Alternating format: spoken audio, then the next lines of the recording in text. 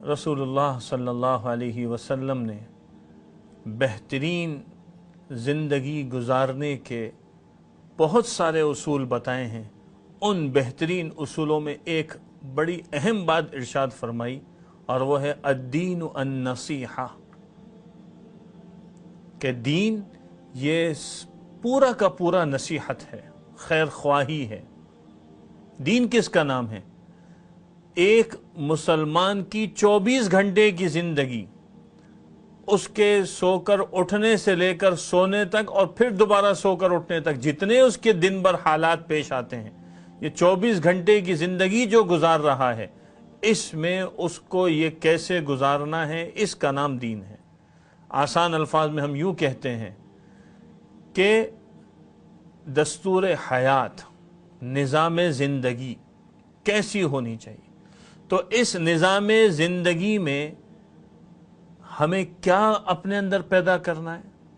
रिवायात बताती हैं अन्नसीहा, खैर ख्वाही, यानी ऐसी ज़िंदगी गुजारो कि पूरी ज़िंदगी खैर ख्वाही बन जाए।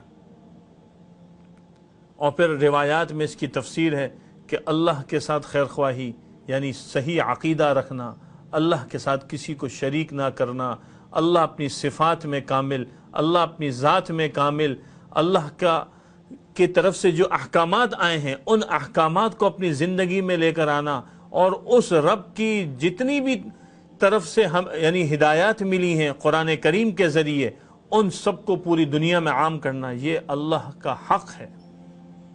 हम इस हक़ को अदा करने वाले हों। अल्लाह की किताब से खैर ख्वाही यानी कलामुल्लाह, कुरान करीम अल्लाह का कलाम है, ये कलाम मुअजिज़ा है। अल्लाह रब्बुल इज़्ज़त ने ख़ातमुन नबिय्यीन सल्लल्लाहु अलैहि वसल्लम पर यह कुरान नाजिल फरमाया है। इसकी हिफाजत करना, इसकी दावत को आम करना, इसको पूरी उम्मत में फैलाना, ये मेरी और आपकी ज़िम्मेदारी, ये इसका हक़ है।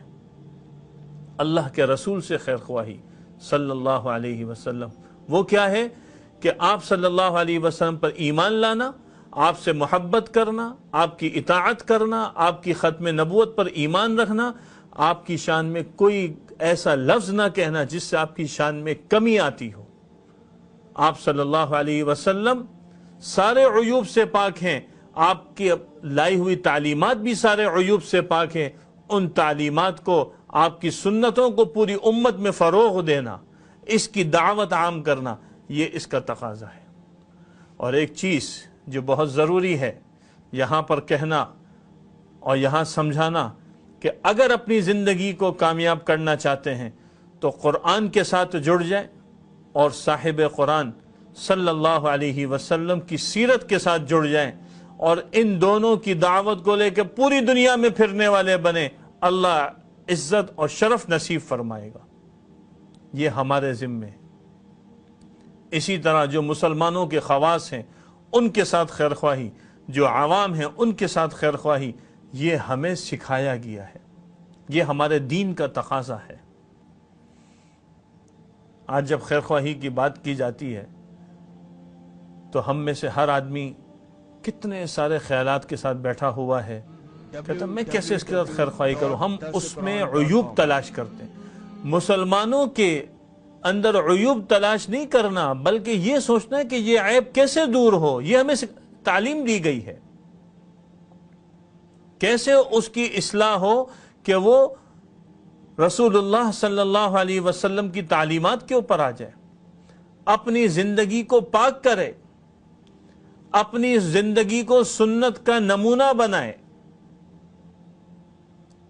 जिस मुसलमान के दिल में अल्लाह और अल्लाह के रसूल सल्लल्लाहु अलैहि वसल्लम की मोहब्बत को जगा दिया, एक बंदे के दिल में भी जगा दिया, ये आपके लिए सुर्ख ऊँटों से बेहतर है।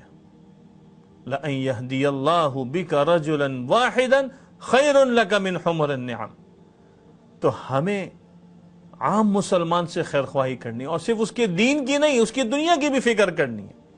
अजीब वाक़या है, हज़रत जरीर बिन अब्दुल्लाह रज़ियल्लाहु अन्हु ने रसूलुल्लाह सल्लल्लाहु अलैहि वसल्लम से चंद चीज़ों पे बैत की, जिसमें एक بیعت یہ تھی کہ النصح لکل مسلم، ہر مسلمان سے خیر خواہی کریں گے۔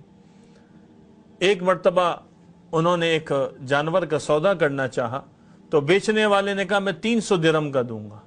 انہوں نے دیکھا، انہوں نے کہا اس کی قیمت تو زیادہ ہے، ریٹ بڑھاتے چلے گئے اور 800 درہم میں خریدا۔ جب پوچھنے والے نے پوچھا حضرت یہ کیا کیا، وہ تو آپ کو کم میں دینے کو تیار تھا۔ فرمایا کہ میں نے رسول اللہ صلی اللہ علیہ وسلم سے یہ بیعت کی ہے، النصح لکل مسلم، ہر مسلمان سے خیر خواہی کروں گا۔ یہ اس کی خیر خواہی تھی کہ میں اس کی چیز کے وہ دام دوں جو بنتے ہیں، میرے حساب سے اس کے دام زیادہ تھے۔ کیا ہم بطور تاجر یہ سوچتے ہیں؟ بطور استاد سوچتے ہیں کہ میرے شاگرد کی کیا خیر خواہی ہے؟ بطور والد اور والدہ اپنی اولاد کے لیے سوچتے ہیں کہ ان کی کیا خیر خواہی؟ کیا بطور اولاد اپنے والدین کے لیے سوچتے ہیں کہ ان کی کیا خیر خواہی ہے؟ کیا معاشرے کا فرد ہونے کی حیثیت سے معاشرے کے لیے سوچتے ہیں کہ ان کی کیا خیر خواہی ہے؟ آیا ہم تعمیر کا ذریعہ بن رہے ہیں یا تخریب کا ذریعہ بن رہے ہیں؟ کبھی ہم نے سوچا ہے؟ تنہائی میں بیٹھ کے سوچیں۔ حق کو زندہ کرنا ہے تو اس کی دعوت کو عام کریں، باطل خود ختم ہو جائے گا۔ جس چیز کو معاشرے میں فروغ دینا ہے اس کے تذکرے شروع کر دیں، خود بخود خیر کی چیزیں عام ہو جائیں گی اور شر کی چیزیں دبنا شروع ہو جائیں گی۔ ایک حدیث میں آپ صلی اللہ علیہ وسلم نے ارشاد فرمایا، طوبیٰ لعبد جعلہ اللہ مفتاحا للخیر مغلاقا للشر، خوشحالی ہے، برکت ہے اور خوشخبری ہے اس کے لیے جس کو اللہ خیر کی چابی بنا دے، خیر کی چابی، خیر پھیلانے والا، مغلاقا للشر، شر کا تالا بنا دیں، اس کے لیے دعا کیے۔ اور آگے فرمایا وَوَيْلٌ لِعَبْدٍ جَعَلَهُ اللَّهُ مِفْتَاحًا لِلشَّرِّ مِغْلَاقًا لِلْخَيْرِ، او کما قال علیہ الصلوۃ والسلام، کہ ہلاکت ہے اس کے لیے جو شر کی چابی بن جائے، شر کو پھیلا رہا اور خیر کا تالا بن جائے۔ اللہ ہماری حفاظت فرمائے، اللہ ہمیں سمجھ نصیب فرمائے، ہم اپنے کردار کو درست کر کے معاشرے کی بہت بڑی خیر خواہی کر سکتے ہیں۔ ہم سے کہاں کوتاہی ہو رہی ہے، رویے میں، سوچ میں، گفتگو میں، مجلسوں میں، محفلوں میں، سوشل میڈیا پر، یہ ہمیں خود غور کرنے کی ضرورت ہے۔ اللہ مجھے بھی سمجھ کی توفیق نصیب فرمائے اور اللہ ہمیں اس دین کے ساتھ موت تک جڑے رہنے والا